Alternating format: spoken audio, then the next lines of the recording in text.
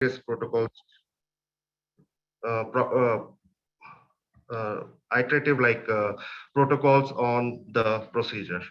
So therefore, we figured out with this era of data where data is everything and it tells us a lot about a performance or a lot about the current trends within the training. So that's why we figured out utilizing virtual reality as one of the modalities in order to train the caregivers in a efficient way. And definitely these kind of simulations can be utilized in different types of ways. First is training, of course, where the with a cost-effective system, user can perform the training on that particular system over and over again without worrying about the issues of reusability and other things. Secondly, since it provides a lot of offline as well as online data that can be utilized in order to perform objective evaluation of his own performance or the performance of an instructor for his trainee. It can incorporate any kind of dynamic nature in terms of by incorporating some sort of adaptive simulation scenarios or cues, which can be helpful in uh, reducing the steep of the learning curve itself.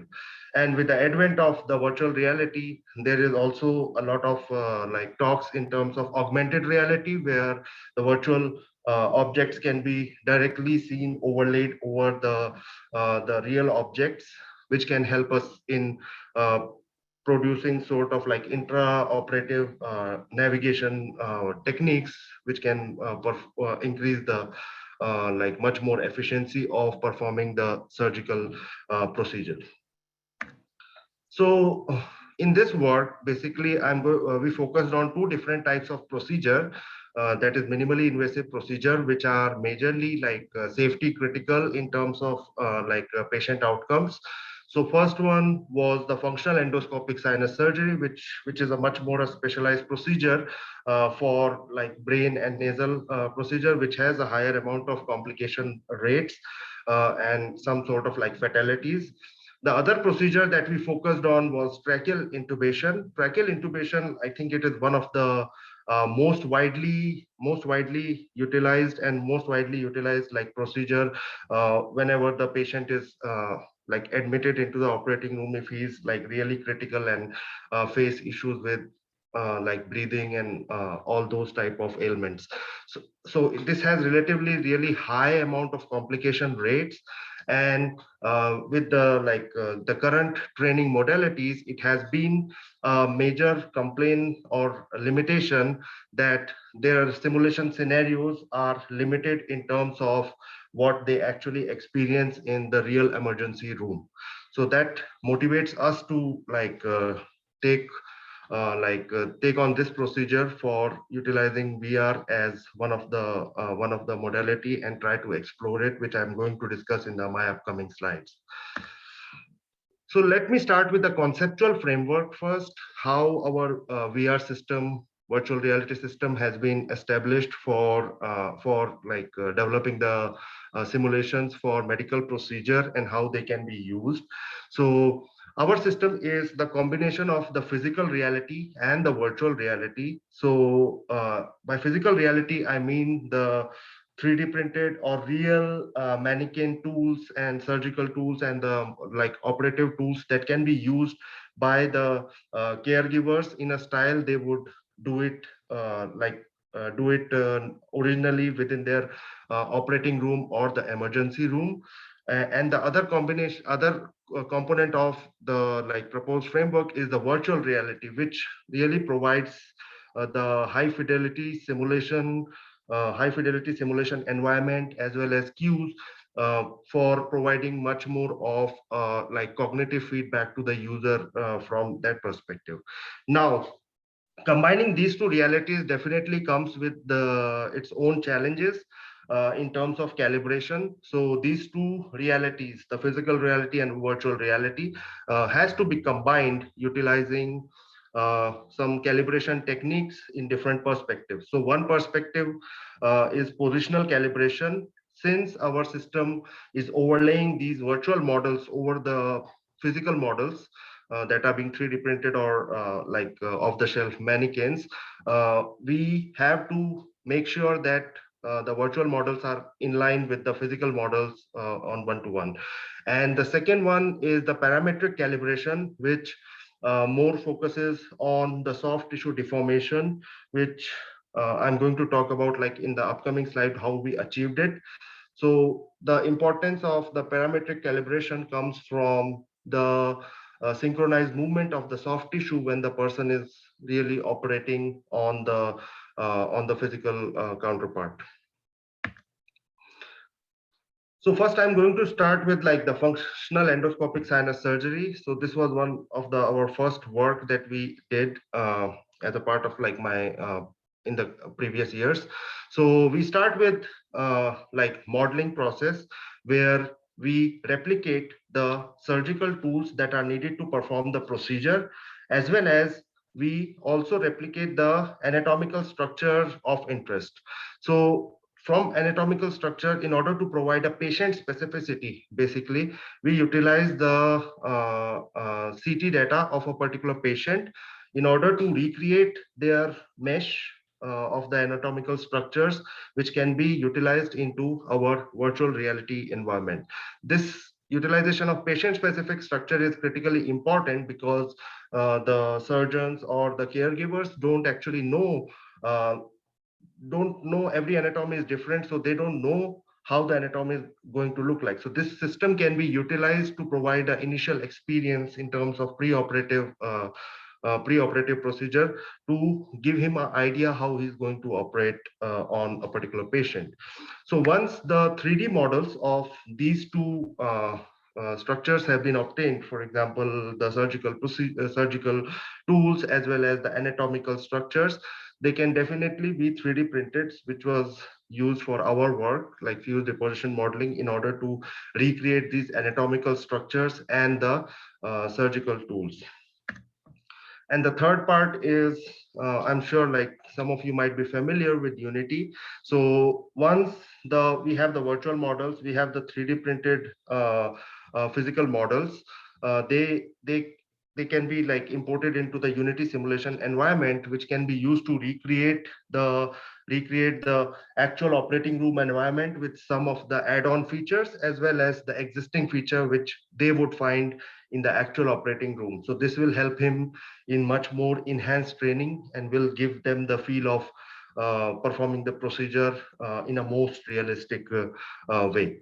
And this like developed simulation model was executed utilizing HTC Vive headset, which is like a commercial VR headset that is gaining popularity these days with some sort of like extra custom trackers that are available with their package. So in terms of like system design modeling part, the anatomical modeling was uh, performed utilizing the reverse engineering technique, which was image segmentation, where we identify the critical structures that are really relevant to this particular procedure. So as you can see on the bottom right corner, the anatomical structure for functional endoscopic sinus surgery have been highlighted so that user can play with those structures and try to recreate the procedure with much more realism. And the second part was the procedural tools. So we already have like different types of tools that are being utilized in this kind of like surgical procedure in the real operating room. So we utilize like forward engineering by acquiring the CAD designs of these tools so that we can recreate a sort of like these surgical tools to perform the procedure and provide the most realistic feel of handling the equipments, because in the like traditional VR headset and the different conferences and other places where I have visited, most of the like VR based simulations in medical procedure side are more focused on utilizing default controller, which actually does not provide the real haptic feedback and the real sense of handling the tool. So we try to overcome that limitation as well. So this is the implemented system for functional endoscopic sinus surgery, which is like comprised of two different like features, important feature that I wanted to highlight here. So first one is 3D interactive patient-specific anatomical modules, as you can see on the top right uh, image, where we try to incorporate and we try to mimic the actual movement of the anatomical structure in the most realistic way from the CT data. So it provides much more realistic feel.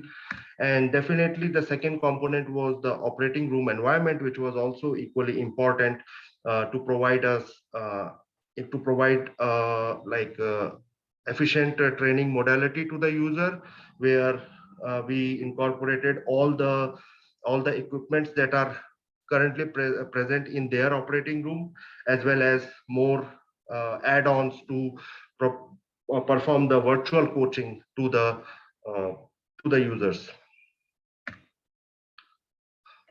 So once, as I already mentioned in the earlier part of the presentation, it's really important to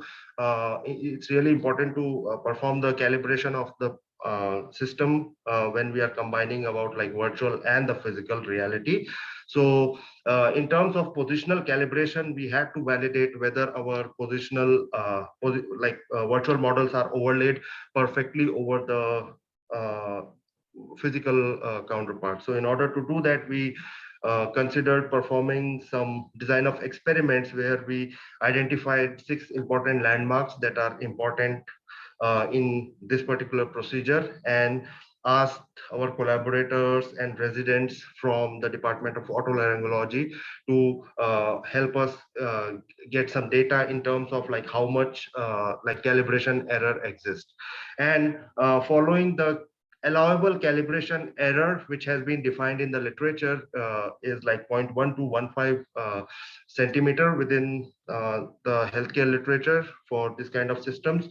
So we try to test the boundedness for such error, and it was bounded. So that's why we concluded that our system works reasonably in terms of like positional calibration of the other part. So here is the like full demonstration of our system. Welcome to the first VR neurorhinology simulator.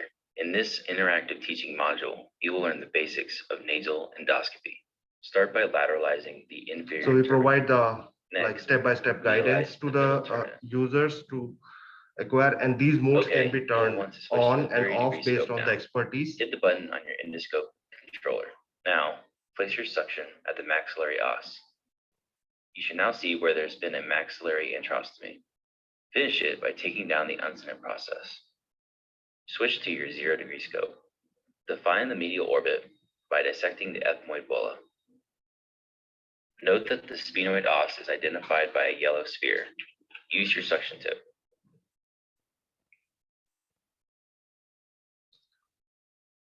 And also we provided some sort of like reference guide to the doctors as well, in order to like feel this particular surgery in the most realistic way, how it would look in the like real world. Welcome. So the second part of my presentation is much more focused on the endotracheal intubation, which was the second procedure that we worked on in the recent times.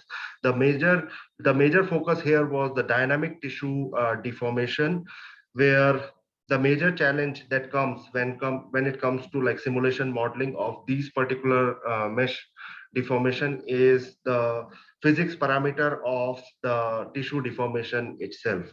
So but the anatomy of each and every user is kind of like different, so that's why it's really those physics parameters are really different and depend on person to person or mannequin to mannequin basis.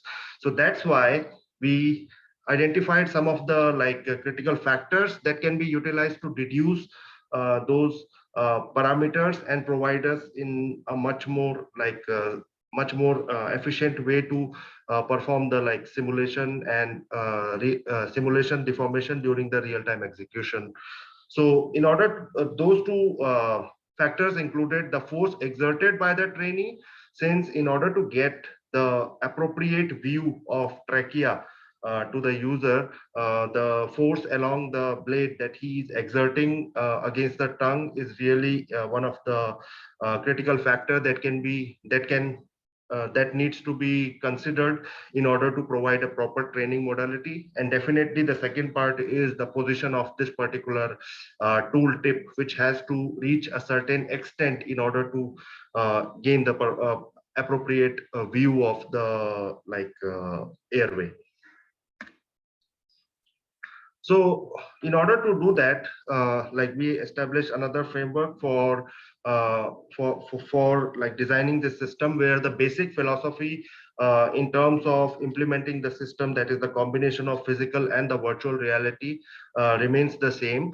The major addition in this work has been how we can impart the appropriate mesh deformation, which has been one of the critical components in order to practice this particular procedure. So in order to do that, we developed dynamic data-driven VR-based hybrid simulation, where we collect the data from the tools and from the custom systems that we have established, and based on the real-time calculation, we perform and impart those parameters on how much deformation should be achieved. So in order to achieve that, we developed like our own custom sensory system, which was integrated with our Unity 3D simulation. This custom sensory system included some of the pressure sensors, 5 pressure sensors along the blade of the laryngoscope, which provides us with the real-time pressure readings, which can be utilized by the Unity simulation to check whether they lie in the appropriate limit to impart the deformation parameters to the virtual anatomical structures.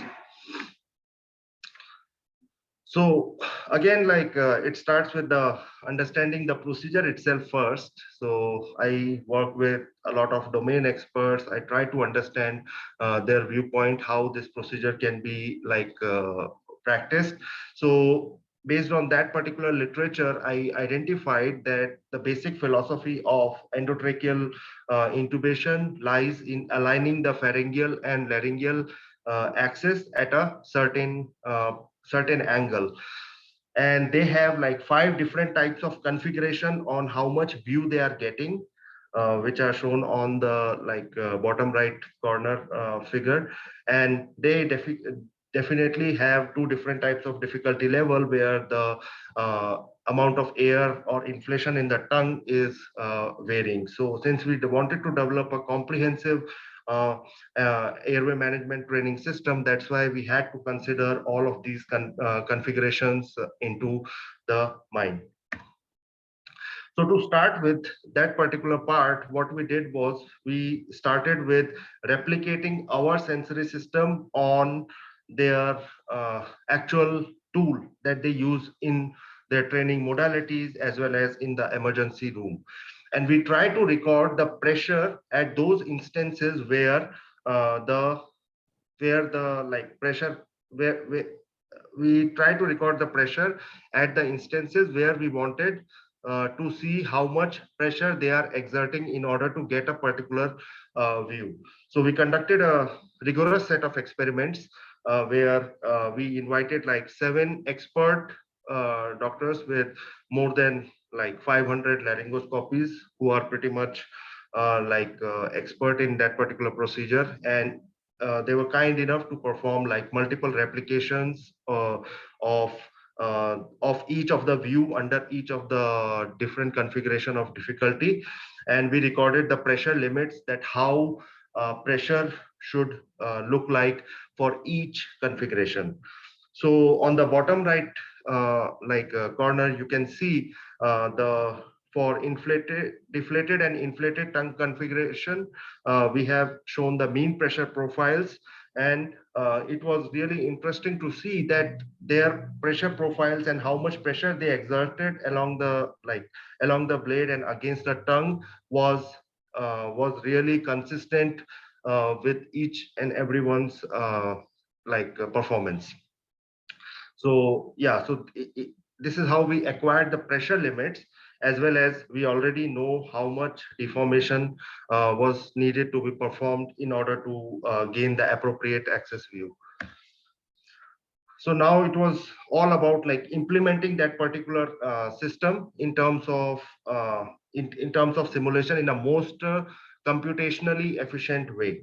So the most computationally efficient way was to really check the pressure profiles, because the data, a lot of data was being streamed to the Unity simulation, which made it really computationally heavy.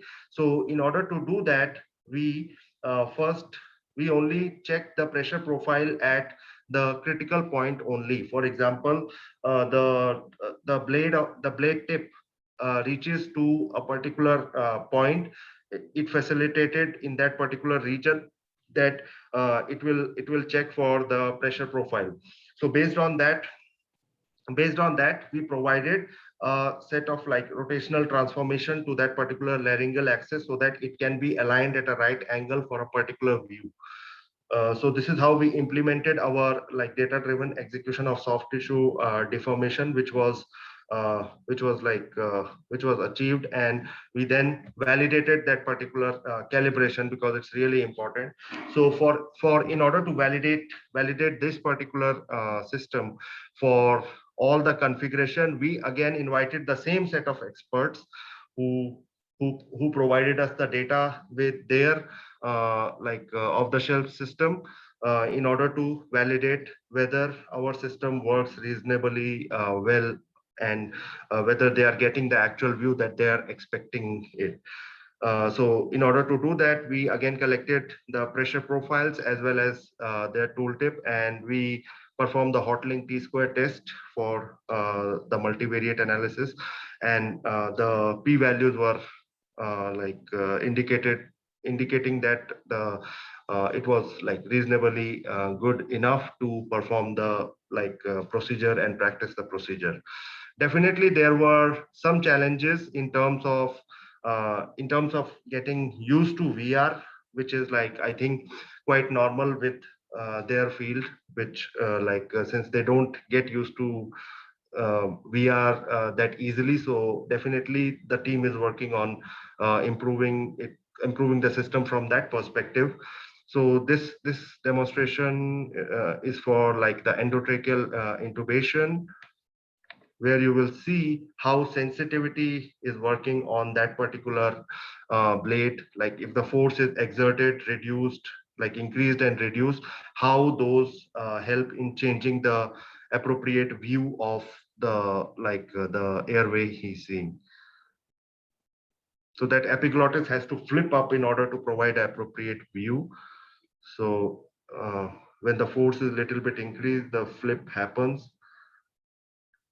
So it provided us with a like foundation how it was like sensitive enough, and we already have all the equipments that are needed to perform and practice the procedure, like vital sign monitor, which can provide a multitude of simulation scenarios for users to practice it. So we have established two types of system. Definitely that's a good thing, and how this kind of systems can be utilized to understand the behaviors of the doctors in terms of like technical proficiency, as well as in terms of like decision making. So the second part of the talk is like really focused on how we utilize different types of data that are available data that are integrated into the system to provide us with much more detailed insights on these two aspects. So this system have been established following the principles that are being like of input modeling for artichokes model and Karsh model, output for Karsh model, which provide us with some set of input like guidelines of providing a stressful scenario, and how these the training modalities can be improved for progressive training. And the other aspect is the output variables, where we kind of measure the physical state, mental state, task state in terms of the data, objective data that we are collecting. For example, the positional and rotational parameters of the tool, pressure profile along the laryngoscope blade, and other types of like behavioral performance in terms of how much stress is being induced. So we have integrated different data sources, including the biometric vest, which could provide us with much more detailed insights on the stress indicators of the user. So as I already mentioned, like with this system, we have integrated like really many types of sensors. So with default HTC Vive system, we already get custom trackers, which provides us with the real-time data regarding the position, regarding the velocity, acceleration that can be easily computed. And the second aspect, the important aspect was to access the data from the custom sensory sources. For example, the pressure profile along the blade that can be utilized to get the pressure profile, how much pressure is being exerted in the real time at it's all time series data. And the second aspect was biometric vest, which provides the vital parameters of the doctors itself.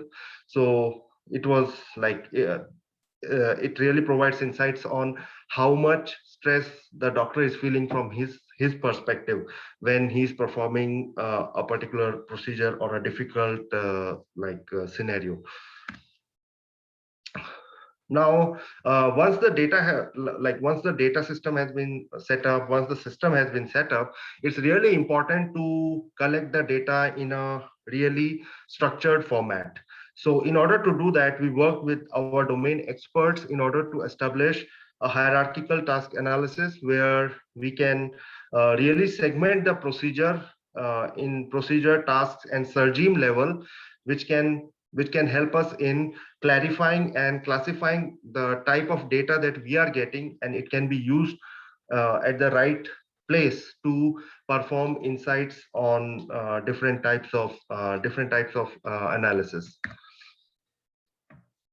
So for surgical proficiency assessment, that is utilizing my first system, that is functional endoscopic sinus surgery, we performed a preliminary experiment in one of the I visited like 2 or 3 different domain conferences, ENT conferences, where I was able to collect the data with really the variety of novices and experts. So we were able to acquire the data for 48 subjects. And based on that, we collected all types of data, tool motion data, endoscope motion data, as well as how much time they took, how much consultation they took. So all those type of parameters have been recorded in order to perform the proficiency assessment.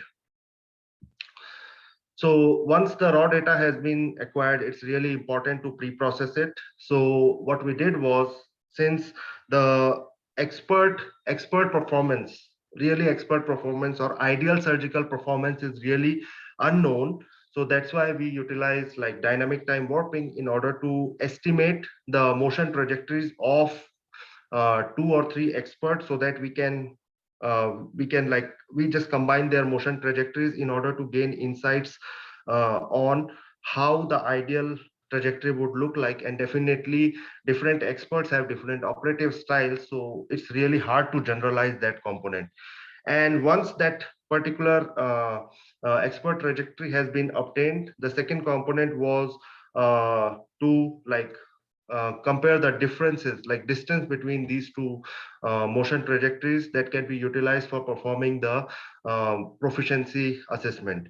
So based on that, we utilize decision tree C5.0 in order to perform the proficiency classification, which was able to give us a reasonable accuracy for all 4 different steps of the procedure, ranging from 1 to 4, as I shown in the previous slide. And definitely it helped us in identifying the top 3 parameters that contributed most to this particular procedure. So definitely we can create some sort of instruction manuals, or we can create some sort of like incorporate some sort of adaptiveness to the system, which can help them in these particular aspects.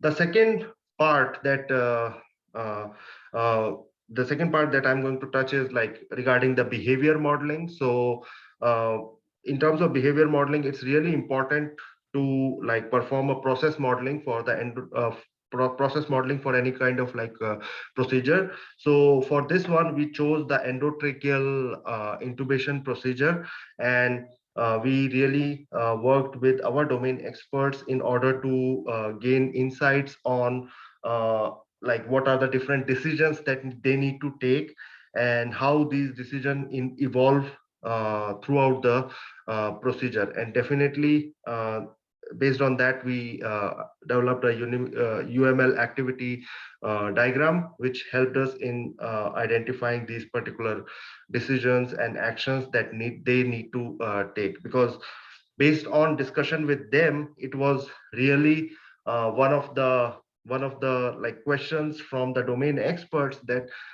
if a trainee is asked to do something, then why he keeps trying. Definitely it's really related to his own biometrics as well, because under the stress situation, when the failure in gaining a particular view of the airway management, it happens sometimes that person keeps trying and trying over and over again. So in order to crack that, we established this particular process modeling architecture for endotracheal intubation. But as a part of my PhD, I was not able to finish this particular component. So this was left as a future work in my dissertation work.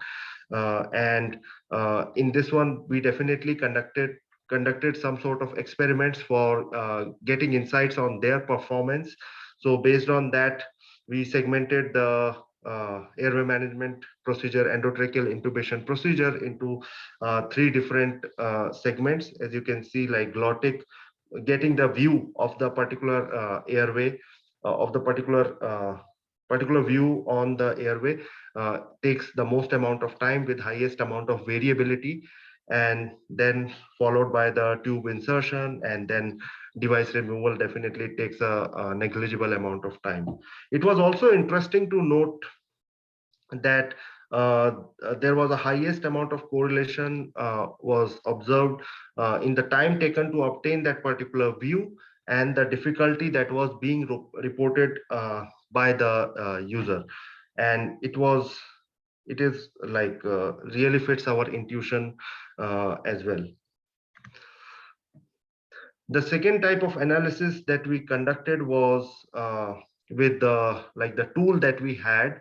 So in the some sort of experiments that we conducted with our simulation center at the UFA, where different type of people with like novices as well as experts visited our facility, and they were helping us in conducting the experiments. And we observed the pressure profiles for each of the user, and this diagram actually shows the histogram for what was the frequency of the pressure profile for each of the sensor along the blade. So as you can see, one interesting fact that I want to emphasize here, because like it was not that evident in the previous slide. As you can see, this the sensor one, which is located right next to the handle, it has like the lowest amount of pressure. It experiences the lowest amount of pressure throughout the procedure, because hand is there, and different types of like ergonomically, the ideally pressure, like other sensors are relatively much more active compared to this one. But the novices tend to exert like higher amount of pressure over there as well. So definitely it explains some sort of like gap within their training and the way they hold their operative tool or the laryngoscope tool. And this pressure profiles can be definitely provides us insight on how they are performing and how was their pressure distribution throughout the procedure, which can help us gain insight on why they are taking some wrong decisions repeatedly.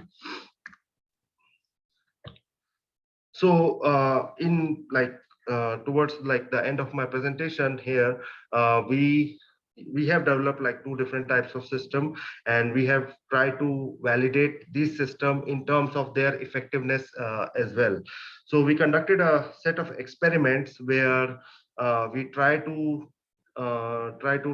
measure the effectiveness of the auditory and visual cues based on the total operative time, because total operative time uh, total operative time definitely reflects the the users comfort level in terms of identifying the actual structure that needs to be removed or dissected. And based on that, we collected the total operating time with cues, auditory and visual cues off and on. And it was interesting to note that in terms of the operative time, the users took less operative time when the visual and auditory cues were turned on, which definitely help in understanding that they can identify these critical and landmark structures that need to be like removed in a faster fashion. The second important aspect that I highlighted was the utilization of the real surgical tools, the tools replicating what they use in their real operating room. So I wanted to emphasize regarding like how this haptic system, actual haptic feedback helped in terms of providing the real sense and in terms of like increasing their efficiency in the procedure. So we conducted an experiment with three different fidelity levels of the haptic feedback, as shown in the figure like A. Here we utilize the default controllers that are being like available off the shelf from the like HTC Vive system, and decreasing the fidelity by like removing the anatomical structures but keeping the tools same. And the third setup was our full system that had the anatomical structures as well as the surgical tools.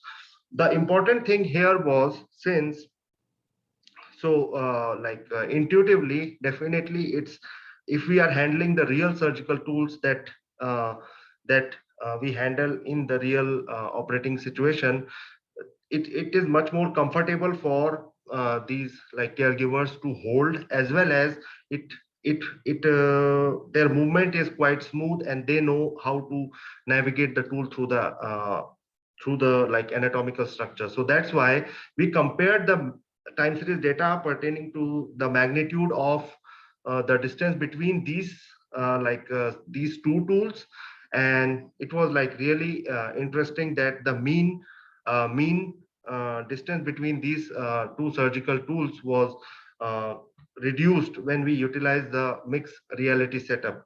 And it can also be understood with the availability of the anatomical structures that the user gets a like platform to rest the tool while performing the procedure on the like bones and on the like facial structures, rather than just performing with the default controllers with no anatomical structure and like shooting in the air, something like that. So definitely it was really important in order to validate the higher accuracy and the speed of the procedure to provide the real feel to the user. So yeah, with this, I would like to conclude my presentation, where we introduce the VR-based hybrid simulation framework that can be utilized for different medical procedure. Importantly, the major uh, limitations of the current training modalities that we addressed with this work was the scalability, portability, cost effectiveness, patient specificity, and reusability under a unified framework. So yeah, so these are major like limitation that we address with this kind of like system. And we illustrated two different types of procedure utilizing the similar technique, including functional endoscopic sinus surgery and endotracheal intubation. Also with utilizing high-end VR-based like systems that are commercially available, it provided us with like the strong source of data which can be utilized for performing a variety of analysis in terms of performance, like proficiency assessment, as well as even to understand the behavior of the user for a particular procedure. So in terms of like future work, I definitely see this has a huge potential for extensions into and real disseminations into the like healthcare domain, where the good data can be utilized for any kind of like objective assessment on any perspective. And preoperative planning, as I already emphasized, that with the given patient specific modules, the even the expert surgeons can plan much more efficiently and experience the procedure much more efficiently than before entering the operating room, because every anatomy is different. So this system can provide him a way to look at the anatomy as well as to a particular procedure. And the next part is the intraoperative navigation, which is growing in one sense, but it still needs a lot of like work in terms of like laying the virtual models over the like physical environment, which can provide him assistance on the like real intraoperative basis. So yeah, I would like to conclude my talk here, and I would like to welcome if anyone has any questions. And thank you all for attending my presentation.